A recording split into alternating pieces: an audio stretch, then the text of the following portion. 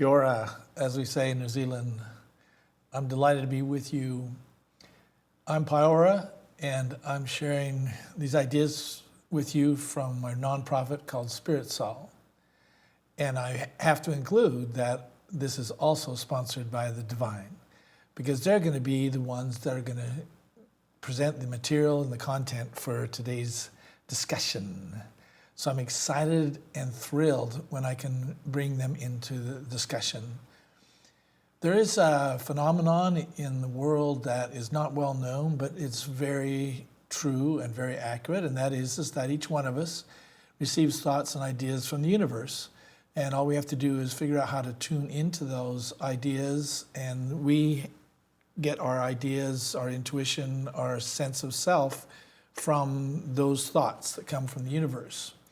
And so I'm going to share with you my connection, which I have developed, and I recommend you develop also, into a conversational mode where you can ask a question and then listen, tune in, and the answers will come to you via this thought process, what I call the thought exchange.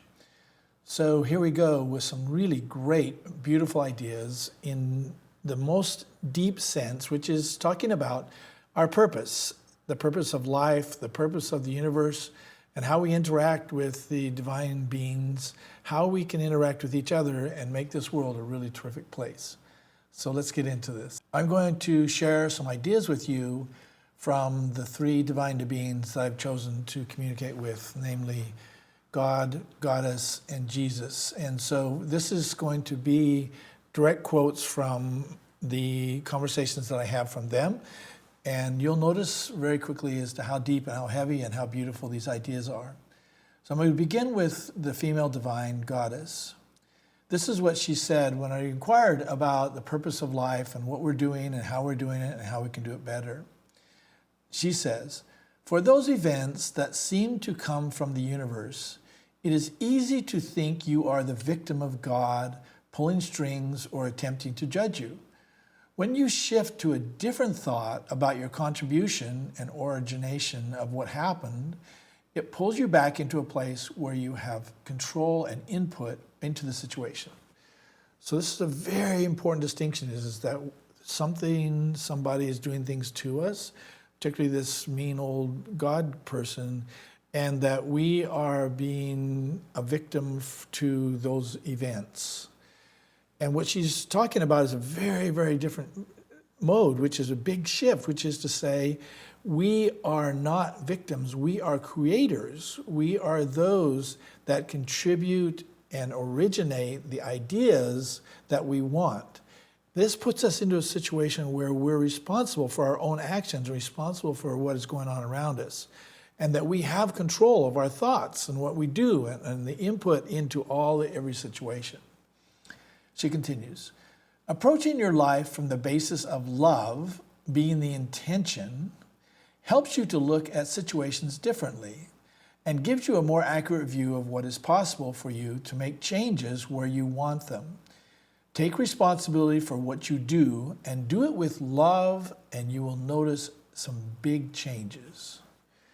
So when we approach life from a position of love, that love is the basis, love is the intention, love is the force and the energy of the universe, then that becomes our intention, and that shifts what we do, and it shifts how we look at life and all the situations that we face. But that's the more accurate view. And as soon as we shift that perception, then that's what will become our reality. But it also changes what is possible, because we are the creators. We are the ones that can make the changes. We can make these things happen as a basis from the intention of ourselves, which is love. So when we take responsibility for all of it, we take responsibility for ourselves, for the world, for the universe, and we become this creator, it shifts our whole perspective as to how life is and what life is. So life then shifts from something that was just going on and we're drifting through to something that we consciously look at and try to develop ourselves in and change what is going on in the universe. So powerful and so beautiful. Now I'm going to go to the entity that I had so much trouble with as growing up, because I had been taught so many things about God being angry and jealous and vengeful and punitive. It was very, very difficult for me to get in touch with this entity. But when I found out really much more about God as a result of my conversations with him, then I realized that there's so much great material there, so many good ideas, and he's such a wonderful, loving, caring entity, but very different than what we normally think of. And when I say different is because what they did was they helped me to see that we all have a God component within us. And we can choose to be God. We can choose to have that divine nature within us at any time. We are a component of the bigger God component, which is in the universe. And any one of us can be a part of the creation process that God is, because we are that. A portion of us is that God component. And so we can make that God component flourish and grow within ourselves. And when we do that, again, we're moving to this new space of being creators, not just creators of our own little world, our own little thoughts, but creators of the bigger universe, because what we do affects the bigger component of God. So this is what he said. You are contributing to each event at some level because we are all connected and collaborating. Isn't that wonderful? We're all connected and collaborating. How does that shift every action that we take? If you think about hurting someone else, then that means you're hurting yourself. If you're not collaborating with someone else, then what you're doing is you're creating distances. So what we are trying to do here is to have all of us connected and collaborating. What does this mean about what you are adding or subtracting to what happens, even if you do not see the bigger picture clearly? Isn't this wonderful to think about it? We are adding or subtracting to the bigger picture in everything that we do. That shifts our whole thoughts about how we are and what we are. God is an evolving and developing combination of all your God components. So it's not just my God component and your God component. We are all connected, and we are all evolving and developing as a result of what it is we're contributing to the overall good. What are you creating, and what direction do you intend to move? This is a very important question, because whatever it is that we're creating, whatever direction we're going, this is a result of our intention that we talked about with the goddess, but also where do we want to move? And where we want to move is to a better, more beautiful living space for all of us. What new features would you like? And how do you intend on making the features effective? God is the original, quotes, open source. And until now, you did not know you are a significant developer of what God consists of. So this is so different than is taught in traditional ideologies and theologies. Like, God is out here, God is up here, you'll never reach God, that they're entities of at a distance, and that we have no input, we have no contribution except to receive the punishment and all the things that God wants to do to us. This is a very, very different concept.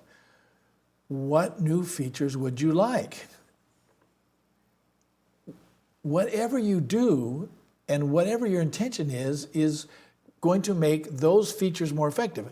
What do you want to be better at? What do you want the world to improve into? These new features are like maybe improving your living room, maybe improving your house. But what we're doing is we're improving the universe. And every time we make a move in one direction, then what it does is it improves the bigger all. And it changes the way that God is perceived, because we are a component along with the other components around us and the bigger component of God. Since you are a part of God, what are you doing to improve and enhance how God is? How is the God within you showing the other components what the ultimate God is by your thoughts and actions? So amazing to think about what we're doing is we're showing the other components, those around us, what the ultimate God is by what we think and by what we do. So we're becoming a part of this evolution of what God is in the world and in the universe, and what we do and what we say is what the indicators are to other components as to what the highest version of this is. This is so inspiring. It's so wonderful to think about. We can really, really soar in terms of our actions and our thoughts into something that's really great. What would you like to see happen in your own God that others will appreciate and want to add in the existing God? So it's like an evaluation. It's like an inventory. What do you want God to be? What is the highest, the most evolved version of God? And are you living that? Are you that? Because this is what is possible in terms of what we create. And we will appreciate and want to be a part of this biggest version, the most wonderful evaluation of what God is. You have an opportunity to design God by what you live. So powerful. If your implementation becomes the new standard of what God becomes, how do you want it all to evolve? We get so lost in some of these little small things in life.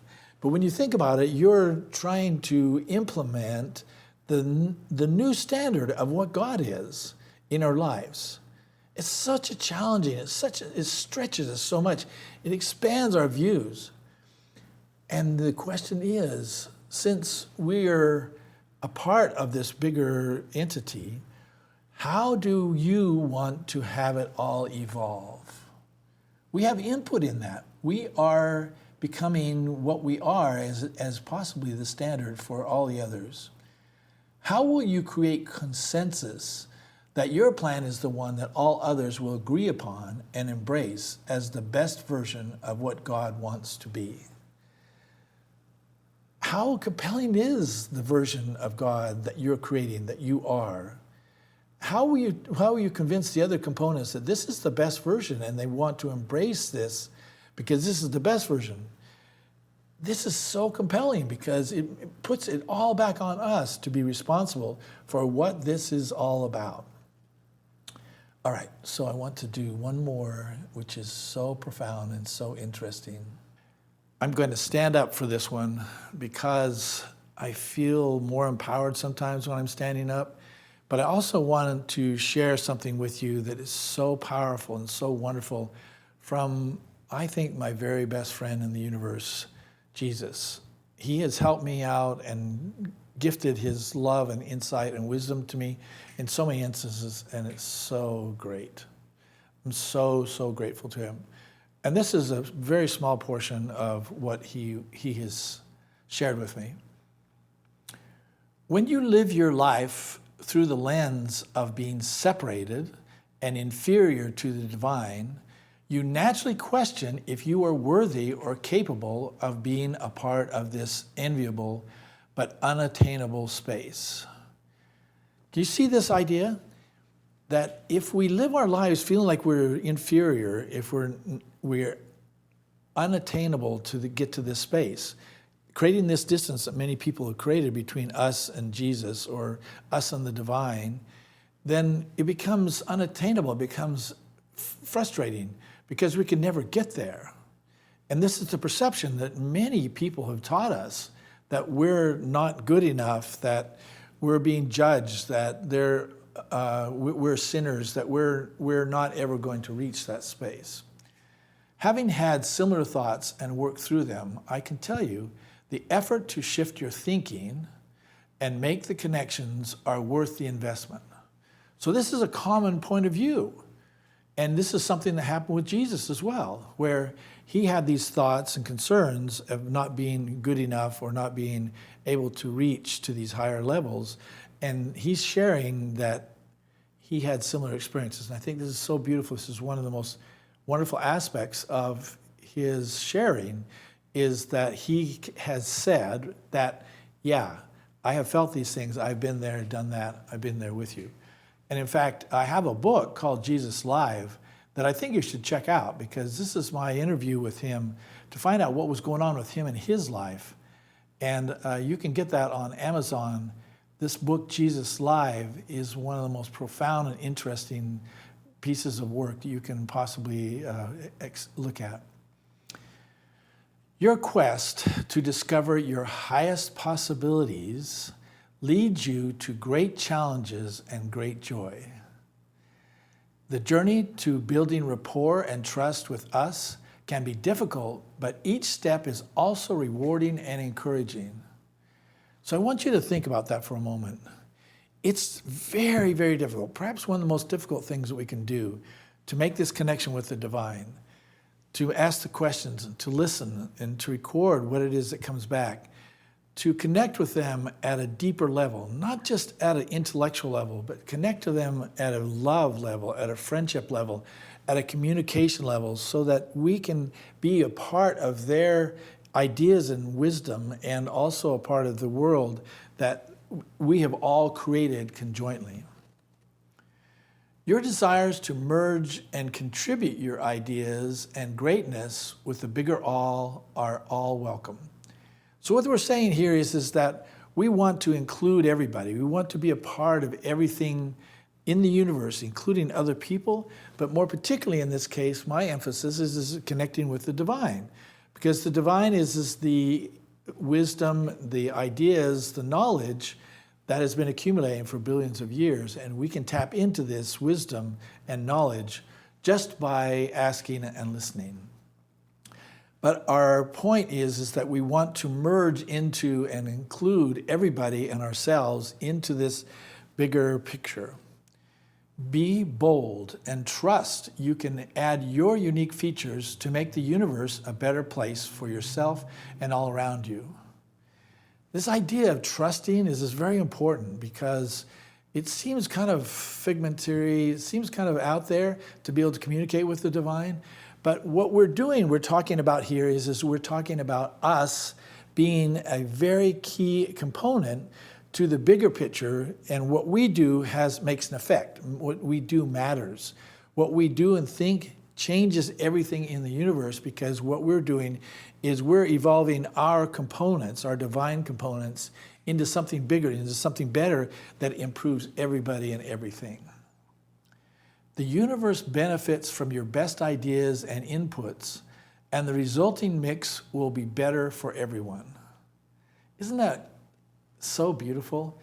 It's so unfolding, it's so positive, it's so helpful, that the purpose of our lives is to create our best ideas, our best inputs.